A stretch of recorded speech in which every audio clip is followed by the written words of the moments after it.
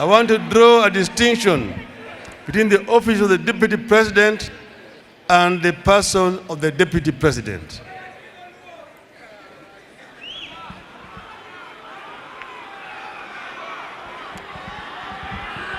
Hello? According to our Constitution, the office of the Deputy President is meant to be the President's workshop. It is meant to be the Principal Assistant's office, meaning that all the heavy lifting is expected to occur here. Like Joshua in the Bible, the Principal Assistant is meant to be a problem solver to the President and not a problem to the President. This office is meant to lighten the burden of the President and to ease the yoke he carries. It is meant to be a workshop where ideas are tested and innovations are incubated. It is also the President's last line of defense administratively. If office of the Deputy President is a workshop, the person who holds this office must bear certain characteristics. This person cannot be a competitor to the President. They have to complement the President. The person has to be a co-worker and a co-creator with the President. And following intense consultations, we have decided that the holder of this office has to be a woman.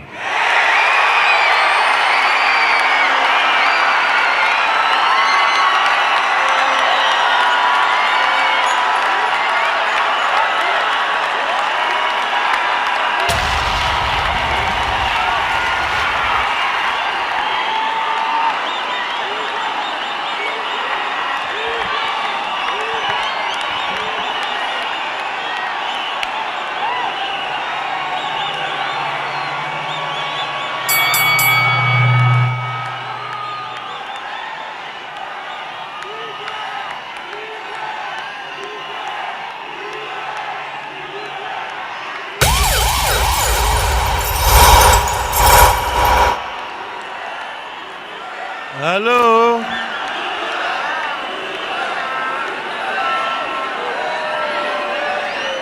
Hello? I will continue. After 60 years of independence, we cannot be the male domination. We cannot excuse the male domination of the executive. For the first time in the history of our republic, and on the 7th multi-party election, history is calling us to close the gender gap in our country. History is calling on us to reciprocate the struggles and fidelity of our women. History is calling on us to produce our first woman Deputy President. Hello? Tafadhali, kimya. Tafadhali vijana. Vijana hoi. Mamama hai. Tunaendelea. And I now want to describe to you the person. At the age of 24, this woman was appointed a magistrate to adjudicate on matters of men. A few years later, she became the youngest woman to be elected a member of parliament in central Kenya.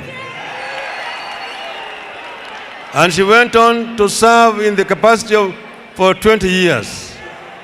Of these 20 years, she was a cabinet minister for 6 years, serving in different portfolios.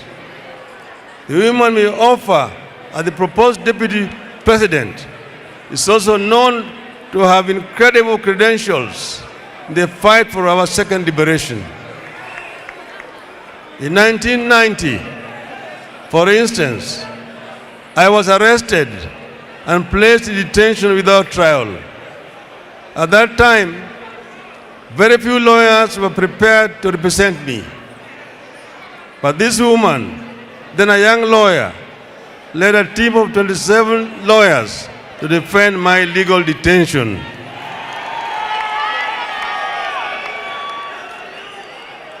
When I moved a motion in Parliament to set up a select committee on constitutional reforms and was deserted by my colleagues in the opposition, only she and the late George Moseti Anyona stood by me. This woman is a fighter and is not a quitter. This woman has a safe pair of hands, seasoned by the struggle for our second liberation and service to the country in many capacities. This woman has a beautiful soul as exhibited by her love and passion for her children and grandchildren. This woman will be a great co-creator and will make a remarkable first Deputy President of the Republic of Kenya. As a co-worker, I want her to finalize the unfinished business of making our Constitution. And I want this done because when the late Mwai Kibaki and I put for the 2010 Constitution, we admitted that it was a work in progress and it needed some further work. Because I am a man of my word, I will task her with the assignment of completing what we started. And I am persuaded that she has the right pair of hands to accomplish this task. My dear Kenyans, cometh the hour, cometh the lady. I have the great honor to announce that I have picked as my running mate and Cabinet Secretary for Justice and Constitutional Affairs, the Honorable Martha Wangari KARUA.